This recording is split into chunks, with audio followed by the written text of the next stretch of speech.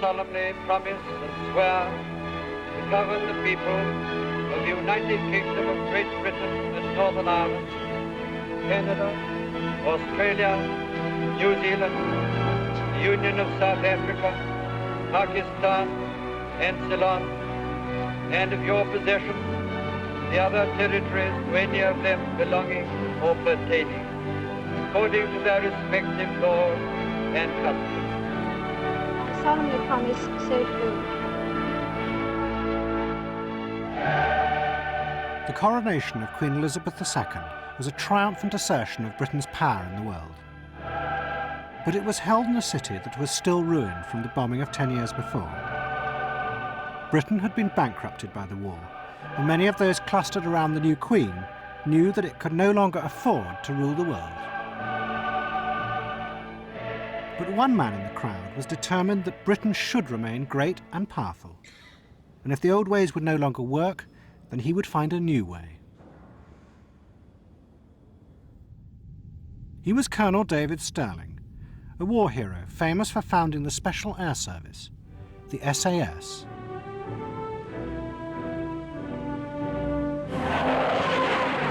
What Stirling would do was to sell to other countries Britain's military power. Britain would supply them with modern weapons and with mercenaries who would fight their wars for them. In return, Britain would become rich again and continue to influence the world.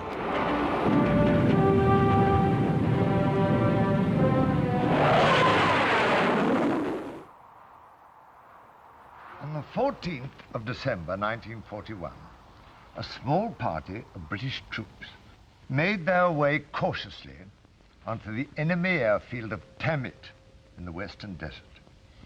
It was a pitch-black night, and they were moving carefully for the very good reason that they were hundreds of miles behind Rommel's front line. And they belonged to an organization called the SAS, Special Air Service.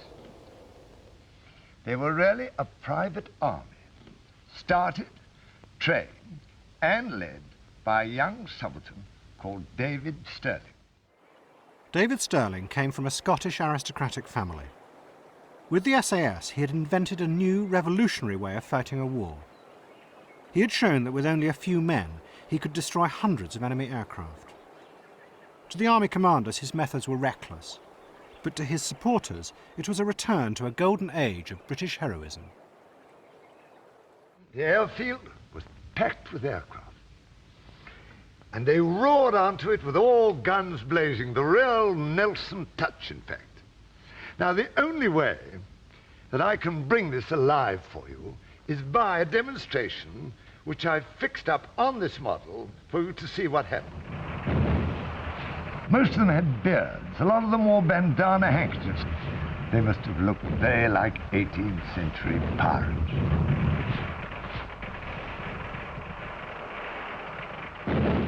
Now, what I always wonder is, how do men like this make out in peacetime? After the war, David Stirling left the army and went to live in Rhodesia. Like many returning servicemen, he found post-war Britain drab and depressed. Stirling also believed that his duty was to help maintain Britain's empire. It was what he, like so many others, had fought to preserve. He believed that he had that's the sort of thing that families like mine believed anyway, until fairly recently, probably. I mean, that you were powerful, that your birth gave you the right to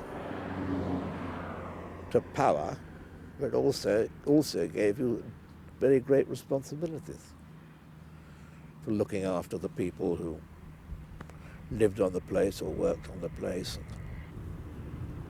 It's just in the blood, I think, too. You know, it's a birth thing. It's a birth thing. The British do not give independence or freedom to anybody on the platter. You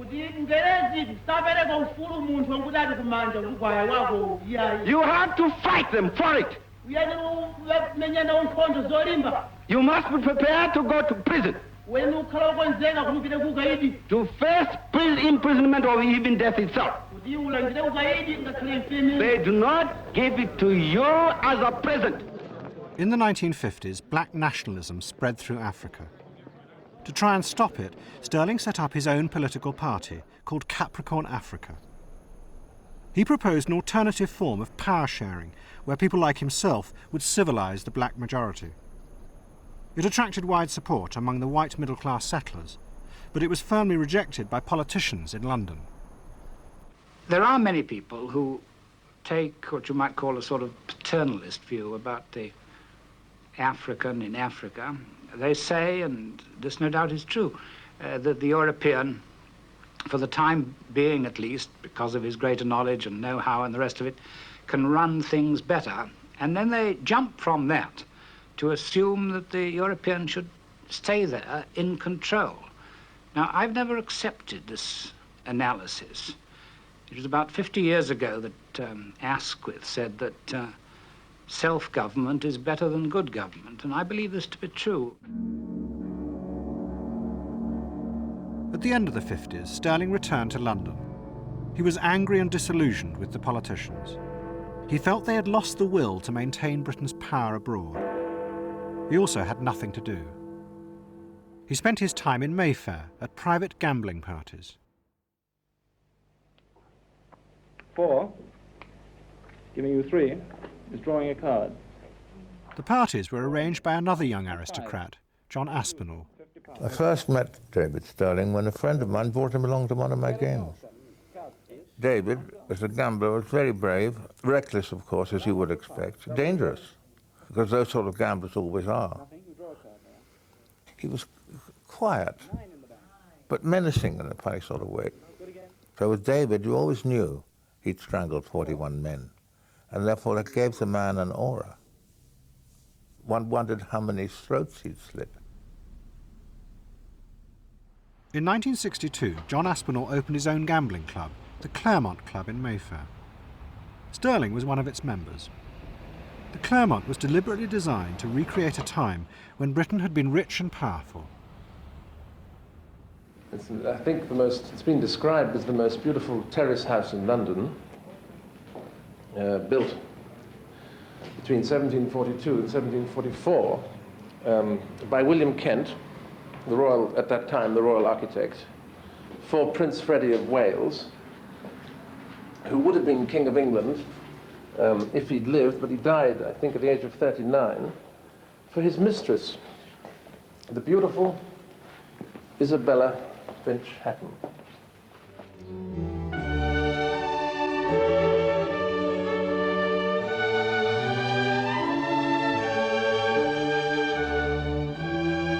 was trying to recreate some sort of 18th century world.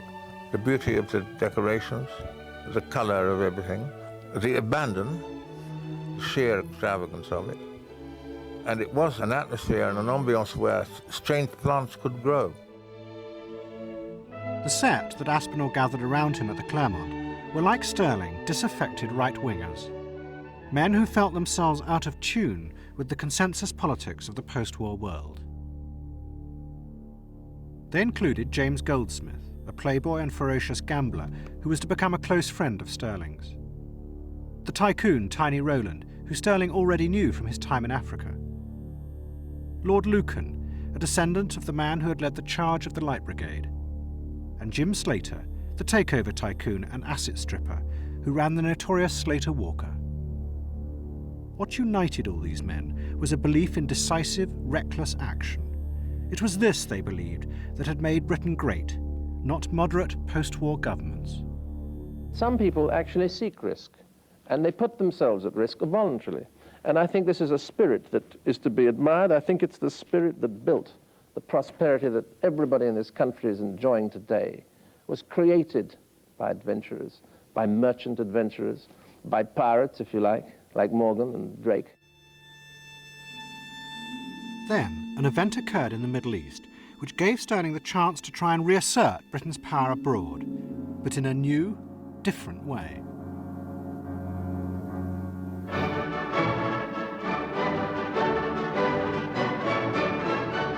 In September 1962, Egyptian troops invaded the Yemen. They went in to support a military coup against the ruling imam. The invasion terrified the West because President Nasser of Egypt was backed by the Soviet Union, and he now threatened the oil fields of Saudi Arabia. We have our troops there. We minimize the number of our troops. It depends about the attitude of Saudi Arabia, because if we leave Yemen without agreement, they will try to return the imam back to Yemen. We'll stay there until we reach agreement with Saudi Arabia. How long do you think this is going to be? I don't know. We are ready to stay there for 10 years. For the British, Nasser threatened far more than just oil. The Yemen overlooked the British base at Aden. It guarded British trading routes throughout the world, and right-wingers in the government feared that if the Egyptians, backed by the Soviets, attacked, they would paralyse Britain's economy. Their leader was Julian Amery. The prosperity of our people rests really on oil of the Persian Gulf, the rubber and tin of Malaya, and the gold, copper, and precious metals of South and Central Africa. As long as we have access to these, as long as we can realize the investments we have there, as long as we can trade with this part of the world, we shall be prosperous. If the communists were to take them over, we would lose the lot. Governments like Colonel Nasser's in Egypt are just as dangerous. David Stirling was a close friend of Julian Amery's, and together they were determined to find a way to stop Nasser.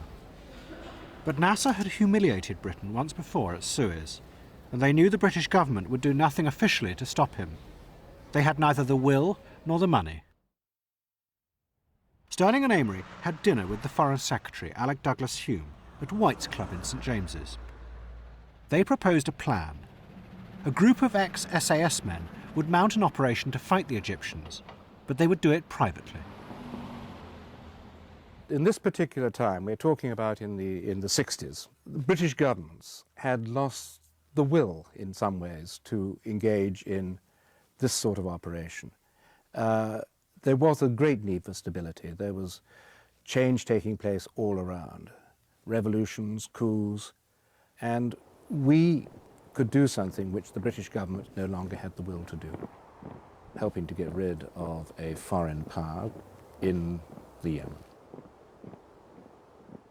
So it was logical for private enterprise to pick up this particular challenge.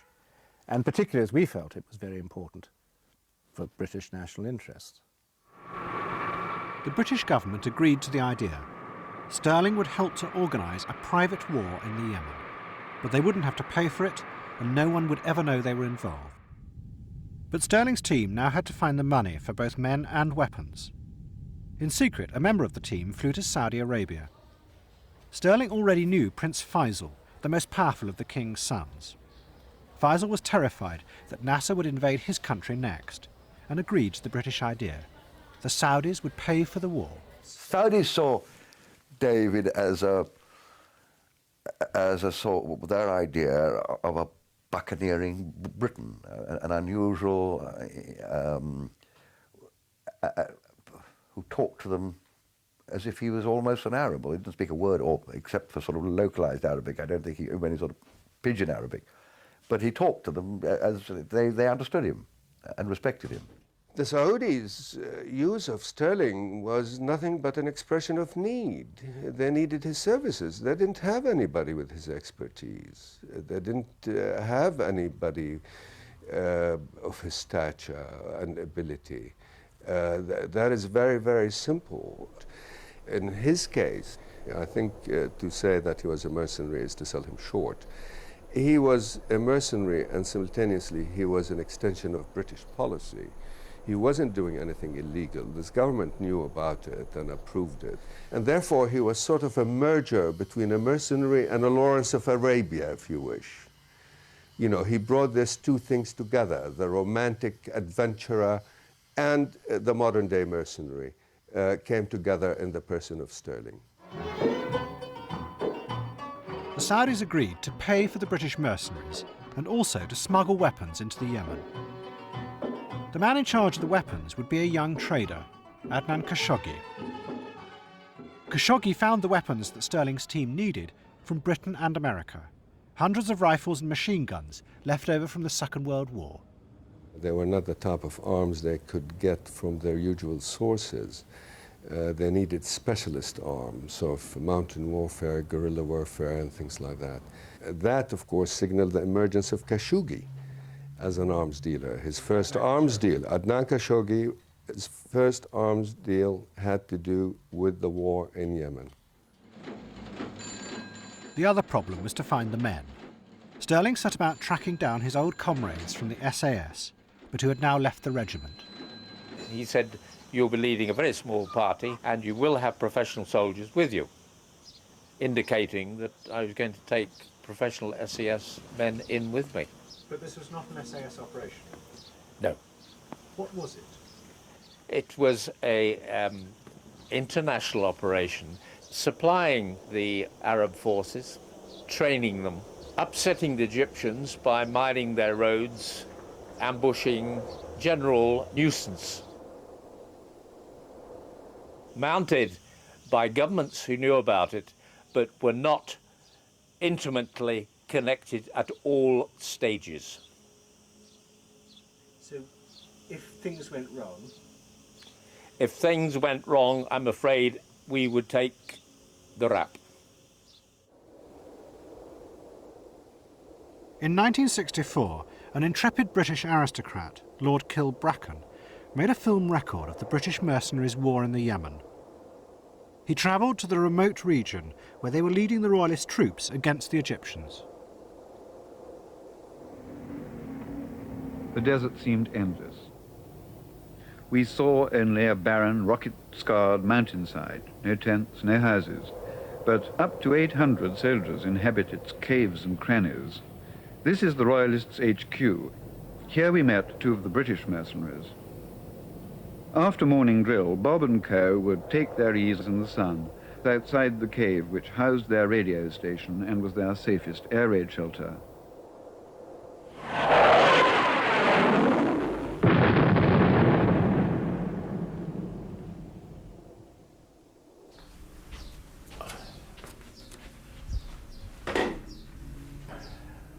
That photograph was taken at about 8,000 foot above sea level.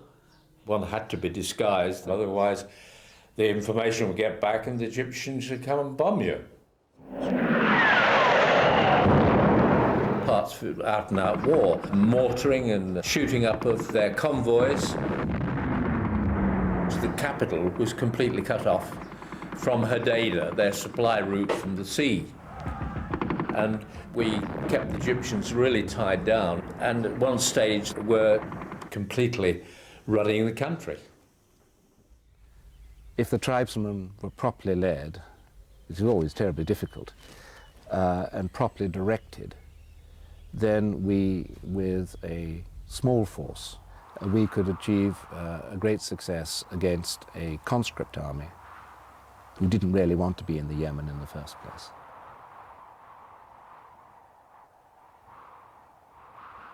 It was very exciting.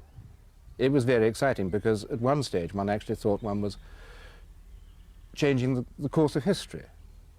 And I think one felt that we could create countries in a better image if they were tied to Britain. It probably an incredibly arrogant thing to say.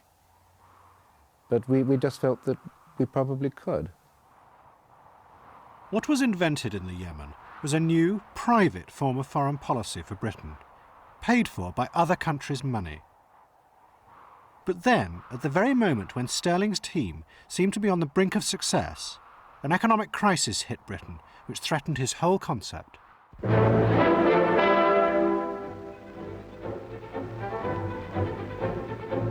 In 1964, a new Labour government was elected. Almost immediately, there was a run on the pound.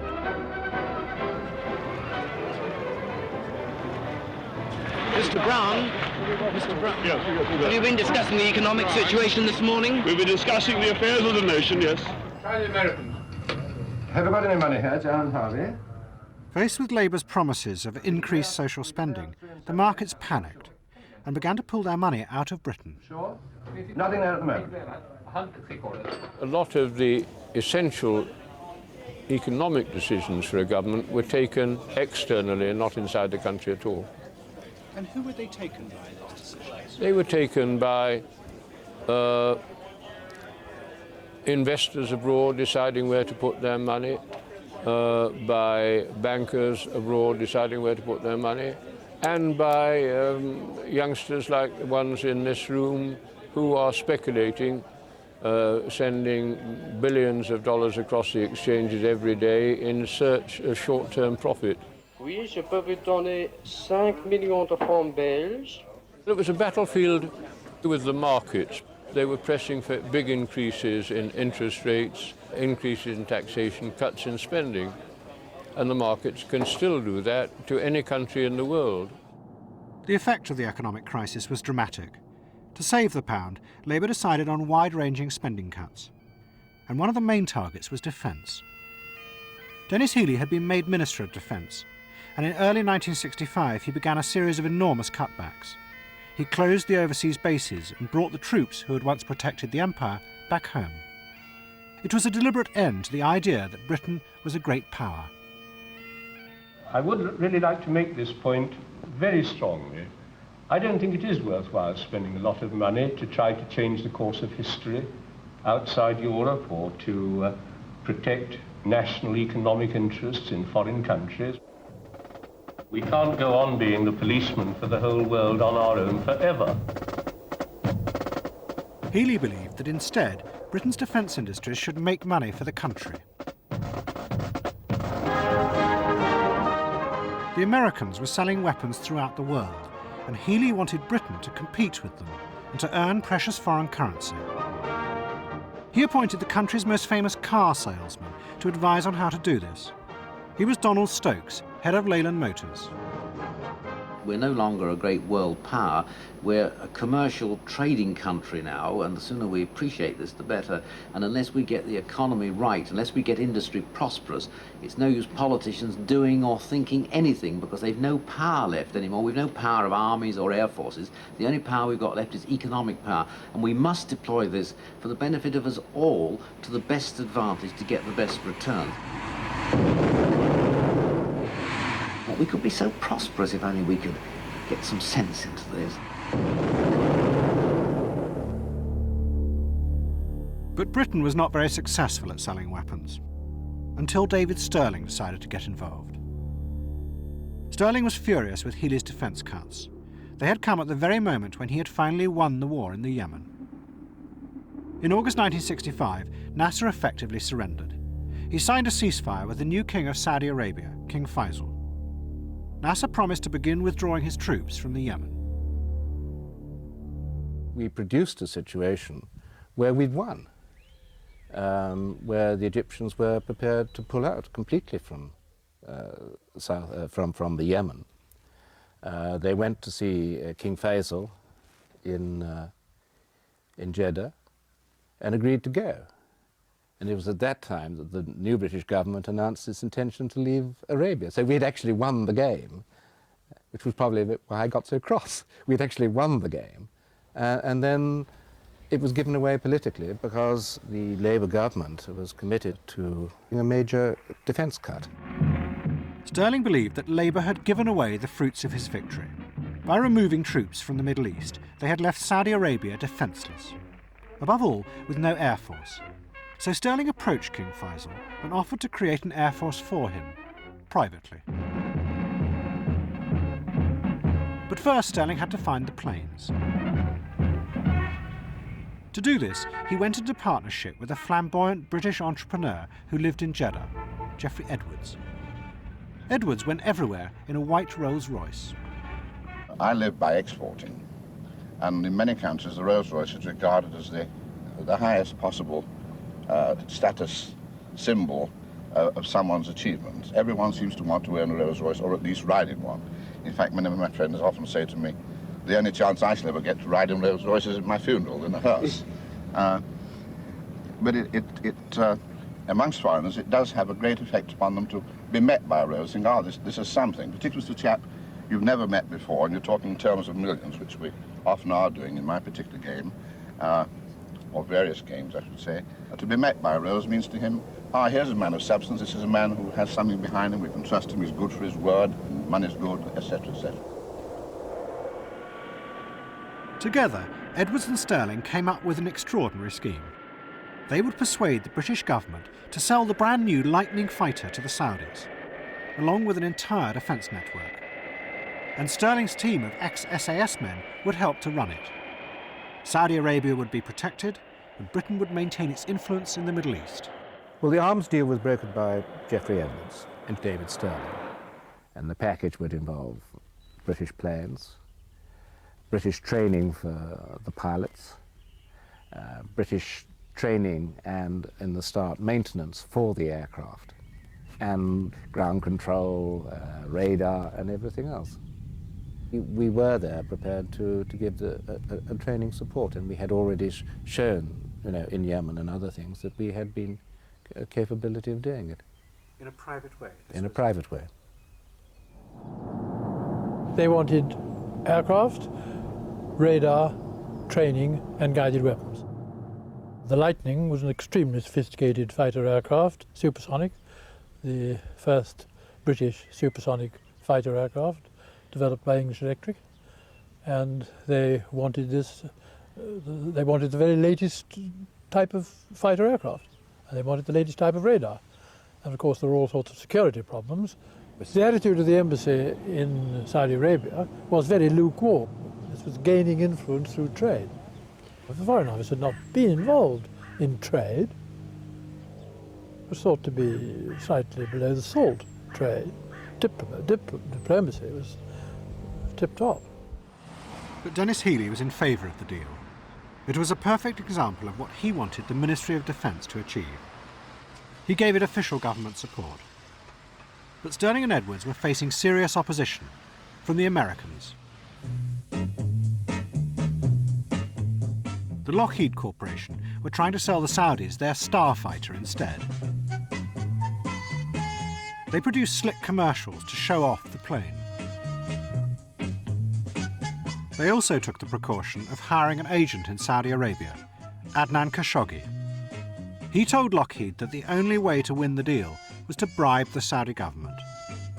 10 years later, in a Senate investigation, Lockheed's chairman admitted what had happened. I'd like to ask Mr. Cout this question. Did Mr. Khashoggi inform you personally that if Lockheed was to obtain contracts in Saudi Arabia, public officials there in a position of influence would have to be paid off? The answer to the question is yes. He has told me on several occasions that it was necessary for him to make payments to Saudi officials, government officials. Stirling and Edwards told the British government they would have to do the same as the Americans, pay commission to their agents in King Faisal's entourage. If they didn't, Britain would lose the deal. Did you pay commissions to get this deal? We paid commissions to our agents, yes. Did you think that was wrong? No. The agent lays out a lot of his own money, and if the deal doesn't go through, he loses his money. On that basis, I think it's a fair way of working. I knew some of the things that went on in Saudi Arabia, but of course, that payments were made to people. I would not call them bribes, they were payments, a cut on the deal for people who were involved in it, and that was the custom of the country. They have different ethical standards to ourselves. For instance, people in Saudi Arabia have lots of different wives. We don't have that in this country, but it isn't a good reason for failing to do business with them. When the British government accepted the principle of commissions being paid, it was looking the other way on an act of corruption. They knew this was corruption, but they thought of it in terms of this is Middle East corruption. This is the way things are done in the Middle East. And I would have dared anyone at the time to tell Stirling that he was not behaving honorably. He believed he was behaving honorably. You could accuse him of a certain level of naivety, but you could not doubt his honor in terms of serving the purposes of Britain. But the activity is, by nature, corrupt. In December 1965, the Saudis announced they would buy the British planes. The bribes had worked. It was the biggest export deal in Britain's history, and King Faisal came on a state visit to celebrate it. It was also the beginning of the modern arms trade with the Middle East, which has grown to dominate Britain's economy. And from it also came a much wider commercial relationship with Saudi Arabia. It gave us a great leverage in. It brought a lot of Britons in at a time when there were very, very few, and a lot of things came along as byproducts of this particular deal. Deals for hospitals, deals for all sorts of things, deals for building roads, deals for building palaces, deals for building airfields. It all came as a byproduct, a major, major, major byproduct.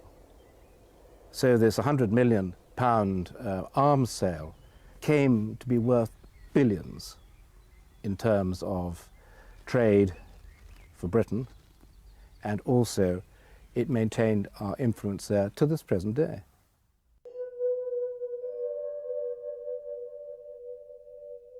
With the Saudi deal, sterling had reasserted Britain's power in the Middle East, and it had cost nothing. But it was only the start. As the limits of Britain's official power in the world became ever more clear, sterling found other ways to secretly influence the policies of other countries. And again, he would run it as a business.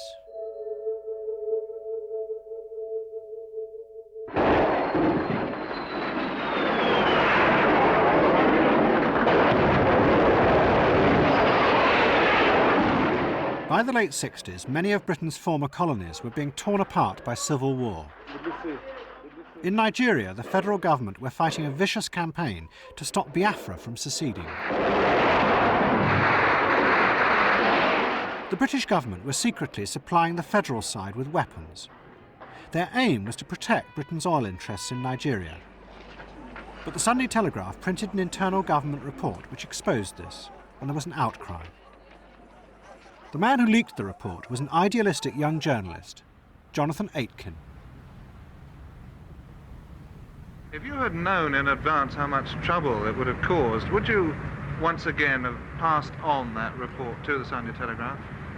Well, my goodness, that's a difficult question. I think the answer really is this, that given that situation of that ghastly war going on, and given the fact that I believed I received that information in good faith, I think it was my duty as a journalist, and indeed as a citizen of this country, to pass on that information. So I think the real answer is yes, I would do it again. There were protests throughout Africa. Britain was seen as helping the Nigerian government to pursue a policy of genocide. The scandal also split opinion in Britain. Should we stop sending arms to Nigeria? Whether this would have any effect or not, should we stop sending them now? Yes. Hugh Fraser. To my mind, it's a very simple, and the answer is yes. The alternative is, as proposed by people like Woodrow Wyatt and an MP in the Times today, is to keep up with the Russians. This is morally absolutely intolerable. It's politically inept. Your policy is losing out. You're making a fool of ourselves throughout the world. The people are regarding this country with moral obloquy. It's not this merely question. The policy has failed. If we don't supply arms to the Nigerian government, the Russians are going to go on doing it. The Russians have told the Nigerian government that whatever happens, they're going to see them through to victory. Well, is it wise that we should allow the whole of this vast area, with 52 million people in it, with more oil in it than Kuwait, to fall into the hands of the Russians? I mean, it's absolutely crazy. The federal government won, helped by the British arms. But the resulting scandal clearly showed the limits of Britain openly using arms sales as a tool of foreign policy.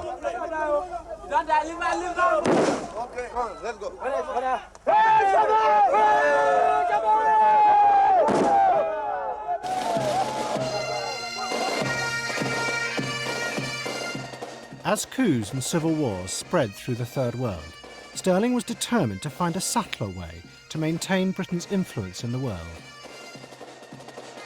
He set up a secret organisation called Watchguard. Its job was to provide African and Middle Eastern leaders with a private army of British mercenaries. They would prevent the leaders that Sterling approved of from being overthrown.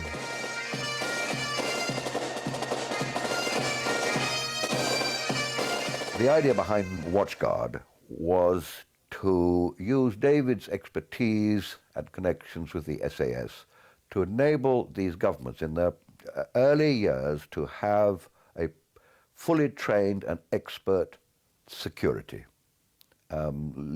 similar to what we have in this country for government ministers and travelling ambassadors. It was to enable them not to be vulnerable to violent overthrow. For the avoidance of any doubts, the following are emphasized. A, the President, the Vice President, and all ministers and their deputies are dismissed from office. B, Parliament is dissolved. C, the Council of State is abolished. D, all political parties are proscribed. It is therefore illegal for any person or persons to belong to or operate under any... One of the things that often happened for a coup, for instance, was for the radio station to be taken over and people to announce that the government had been overthrown. So one of the things we did, for instance, would be to have alternative radio stations which would come on to denounce, to say that this is simply not true. Watchguard was a great success. Stirling organised protection for leaders in Africa and the Middle East. And as his mercenaries got close to the leaders, they also became influential.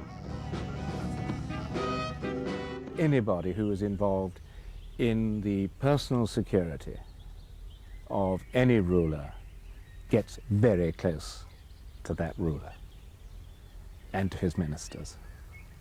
Very close indeed. And how much influence can one then have? Immense.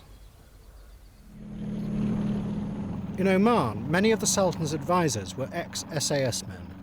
They ran the Sultan's guerrilla war against Marxist rebels.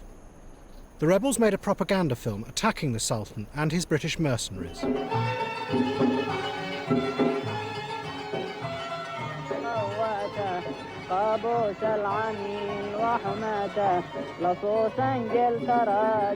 But the British won. Militarily, how secure is Oman now? Militarily, totally secure. I believe that there is no way in which the enemy can recapture those positions down there, and there is no other way in which he can bring supplies into Dhofar to sustain a revolution. By the early 70s, Stirling had become a successful businessman. He arranged enormous arms deals, and his mercenaries kept many Third World leaders in power. Almost single-handedly, Stirling had created the foundations of Britain's modern, privatised foreign policy. It is a hidden world of vicious guerrilla wars fought by British mercenaries, a world that occasionally surfaces in scandals like the Sandline affair. It all began with Stirling selling Britain's military power to countries he approved of.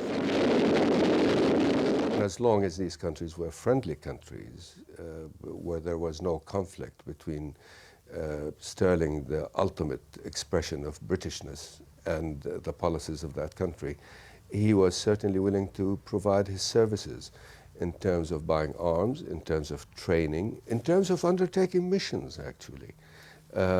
He was a man of many parts, a dynamo, a very likable man. So he was acting in a private capacity, but he was acting in cahoots with the British government. There's no doubt about it. And that was new? That was new for a private person, yes, yes.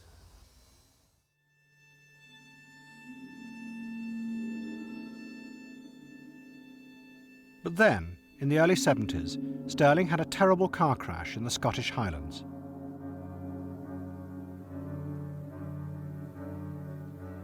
He nearly died and spent a long time recovering at his family estate, Keir, in Scotland. Stirling was forced to give up all his mercenary activities and his arms dealing. He went into semi-retirement. His crusade to keep Britain powerful seemed to be over.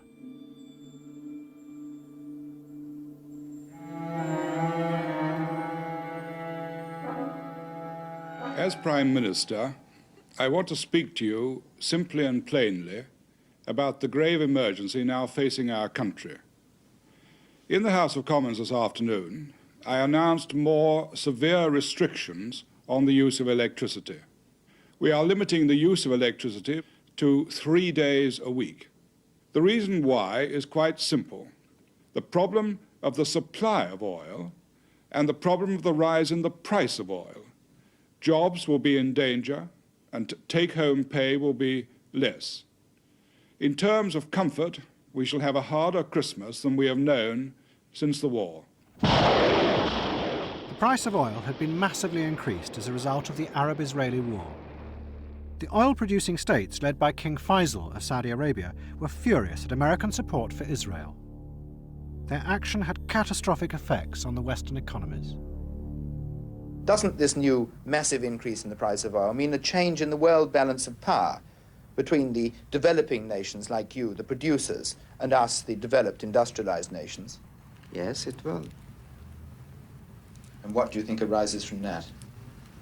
Well, a new type of relationship. You have to adjust yourself to the new circumstances. And I think you have to sit down and talk seriously with us about this new era. In 1974, David Stirling came back to Mayfair. He found it completely transformed. It had become the social centre for the oil-rich Arabs. And the Clermont Club had changed too. It had been taken over by the Playboy organisation, and they allowed Arabs in for the first time. When I took over at the Clermont Club, Arabs had been excluded from the Clermont, and we opened the doors to them, the very rich Arabs who were gamblers. And that made the club. I was able to pay for the club in 6 months. We sort of maintained the exclusivity by only inviting those Arabs who were big gamblers to join the Clermont too. Again, it's what one brings to the table. Arabs knew that they were mixing with the likes of British aristocracy, and their passport was money. The Arabs had their money. The English, maybe that Clermont crowd, felt they had their aristocracy, their lineage, their sheer snobbery. They knew the Arabs would have loved to have been part of it, and they could pay the price. It's nothing new here. I mean, we had aristocracy marrying heiresses, American heiresses, to bring money to the families. This is nothing new, but it was blatant in the 70s. It was in their faces. One has to say, putting it as tastefully as one possibly can, that I think some of them are a little unfamiliar with the Western lavatory. I mean, I can understand that if you walk in and you haven't seen one before, it does look a very strange and unsympathetic object. And quite obviously, rather than using it, an awful lot of them have preferred to use the floor. And unfortunately, without clearing up some of the mess over a long period. What has been the result of that in the flats? Well, its main unpleasantness has been the smell, which has come up the ventilating shafts with such ferocity on some afternoons that we haven't been able to go into the bathrooms. I mean, I must say that the aroma of Levantine remains will be with me to the day I drop. The other effect of the oil price rise on Britain was industrial chaos. Government attempts to hold down wages led to violent strikes. To Stirling, it seemed as if the country he had fought to keep great was now collapsing from inside. So as a man of action, he decided he was going to do something about it. He felt that the country was getting out of control, that again, stability of this country was now really threatened. He felt that the extreme unions were very dangerous, that there was a sort of possibility of undemocratic action taking place in this country. And he felt that this was a time for planning a contingency operation to stop this happening. David Stirling returned to his traditional recruiting ground, the clubs of Mayfair. He formed an organisation called Great Britain 75. It was a group of military men, many of them ex-SAS. They planned to take over the running of Britain if the strikes led to the collapse of civil order. If a political strike is going to cause the country and the economy irreversible damage, we're there to come in and help to avoid that occurring. And we also believe that if we didn't exist, and the left-wing activists create this situation of this general strike, which would result in the surge being out in the streets within a few hours in certain areas, and we believe that government would be unable to negotiate under that sort of duress. You talk about patriotism, but surely your organisation is an indication that you haven't got much faith in government to deal with the situation. I've got awfully little faith in the present situation of Parliament as a whole, whether it's Conservative or Socialist. If we had that faith, and we thought that the government could deal with this handful of left-wing activists, there would be no need for our existence. All those in favour of that procedure, please show. Sterling also formed a secret organisation within the trades union movement itself. It's not carried. Its job was to fight and undermine the left-wing union leaders. Let's have some quiet with you. It's quite out of order for people to interrupt the way... One of Sterling's main supporters was Kate Lazinska of the Civil and Public Servants Association. What David Sterling was really concerned about was the threat of communist infiltration, not only within the trade union movement, but in other elements that mattered in this country. And what did he set out to do? He set out to create, if you like, a group of people who understood what was happening and would fight and do something about it. Experienced over... Kate, I must tell you that if you do not leave the rostrum... Kate, if you do not leave the rostrum, I will switch the power off. He planned it like a military operation, and he would teach us to identify at any particular point in time what the next job should be, what our next move should be. He was very good at this. He would say, well, you know, now is the time to make this move or that move. I suppose it was a bit like being in the army. Much of the money to fund Sterling's operations came from his friend at the Clermont Club, James Goldsmith. Like Sterling, Goldsmith believed that politicians no longer had the power to control Britain. It should be done instead by men trained in what he called executive action. Let's make it quite clear that if you take a nation which is one of the most prosperous, one of the finest, one of the most dominant, one of the most influential in the world, and turn it in 20 years into a relative pauper of Europe, an invalid of the world, everything has to be wrong and everybody is to blame. Our tradition is that the leaders in Parliament, in government, are drawn from Parliament, from the House of Commons principally. People with practically no experience of executive action at all. Now, what I'm suggesting is that they are not equipped for doing that, taking that executive action, and that they should be drawn from the nation. At this very moment, power was taken away from the British politicians, but not by Sterling or Goldsmith or their friends in the clubs of Mayfair. It was by the Arabs. The very people who Sterling had once tried to control now stepped in to change Britain's domestic policy.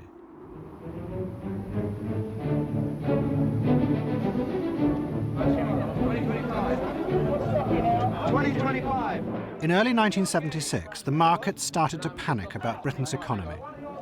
Foreign investors started to withdraw their money, and the pound slid dramatically. This crisis was far greater than Britain had ever experienced before, because the markets were now so much more powerful. And the reason was Arab oil money. The power of the markets had increased because of the explosion in oil prices, which meant that the Arab countries particularly, which produced the oil in the Middle East and had no way of spending it internally because they had very small populations, had to find somewhere to put it abroad where it would earn as much as possible through high interest rates and of course increase in value through appreciation. And this totally transformed the international financial climate, and that meant that a lot of the essential economic decisions for a government were taken externally and not inside the country at all. It dropped 100 points. We don't know why. It just dropped 100 points when everything else was staying still. Through the summer of 1976, Arab oil money continued to leave London. The heads of Arab banks now became powerful figures. They appeared on British television and explained what the government would have to do to save both itself and the country. Unless really action is taken to put confidence again in sterling and in the British economy, I believe unless this happens, money is bound to fly from London. Everybody knows the economy has been destroyed through strikes, rampant strikes, organized strikes. I feel that the position is so serious now that we should, that you should consider a sort of a coalition government where actions should be taken for the interest of the economy of the country, regardless of what effect they will have, because this, in the long run, is in the interest of the public in general. Would these tough new measures that you've spoken about bring Arab money back into the British economy? Absolutely. They were worried because there was a Labour government. It didn't seem to have control over what the trade unions were doing. A rash of strikes, of course, sent trade and output plunging. And it was quite natural that the markets would react by wanting to get out of sterling and into dollars, or Deutsche Marks in some cases, but mainly dollars. Is that power? Well, yes, it is, but there are a million ways of defining power, but if power is the ability to produce changes in the behavior of other people, then of course the markets do have very strong power, and the markets did compel me to change policy. Dennis Healey began a series of savage cuts in public expenditure. It was the only way, he believed, for Britain to get a loan from the IMF and avoid bankruptcy. But it was clear to many in his party that he had given away control of the economy to the markets. I'm going to negotiate with the IMF on the basis of our existing policies, not changes in policies. And I need your support to do it. But when I say existing policies, I mean things we don't like as well as things we do like. It means sticking to the very painful cuts in public expenditure on which the government's already decided. That's what it means, and that's what I'm asking for. That's what I'm going to negotiate for, and I ask the conference to support me in that task.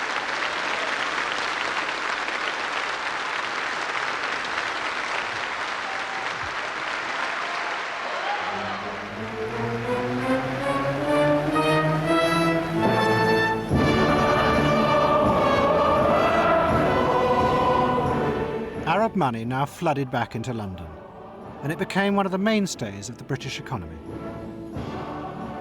Much of it went to buy arms. 10 years before, David Stirling had begun arms exports to the Middle East as a way of influencing Arab nations, but now it was just business. The Grenadier Guards greeted their customers in Arabic, simply in order to get their money.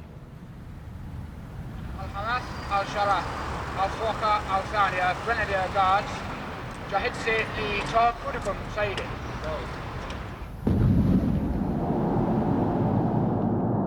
The process that Stirling and people like him began became cynical.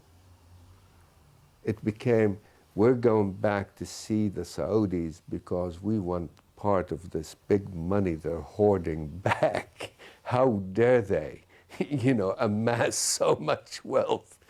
So it wasn't the same romantic idea. How is business at the moment? What sort of deals are you pulling off? Well, very good at the moment. I think that there's an enormous amount of business in the world. We've signed a number of deals in the Middle East, for instance, in the area of 700 million, another one for 200 million. Deals in the offing, which could add up to 1,000 million. And I think it's part of our natural courtesy to these people to make sure that they have a very pleasant stay in Britain, then they might actually buy from us. If you went to one of Mayfair's hotels in the middle 70s and sat in the lobby, you would be surrounded by mixed groups of people huddling over paper. trying to exchange information about some kind of a deal in the making. Mostly whispering, because it always involved commissions. You know, doing this, exchanging specifications, getting secret tips of how to handle it, telling somebody, you know, we have the approval of the cabinet. And this is where corporate corruption in the UK started. And this is where the corruption of people in government also started. They started paying members of the government commission to facilitate the deal itself. And so we've gone full circle. By looking the other way and sanctioning corruption, corruption has eventually come back to infect the institutions of this country. David Stirling finally retired for good, but not to his family castle. Because of debts, his family were forced to sell it to an Arab businessman. Stirling's mercenaries returned home after 20 years of trying to keep Britain powerful. The country they came back to was very different from the one they had left. I found a rather sad Britain in many ways. I found corruption creeping in more and more in government, in local government, and in private life. And I must admit that I wasn't very happy with what I saw. So in many ways, the Britain that I had been projecting in the Middle East and in Africa and in the Far East was not the Britain which really existed. And I found that very sad. I don't know about you, but I think you've had your money's worth. All away now, but always remember, be like Harry Lauder and keep right on to the end of the road. Keep right on to the end. Though the way be long, let your heart be strong. Keep right on around the bend. And though you're tired and weary, still journey on till you come to your happy abode. Where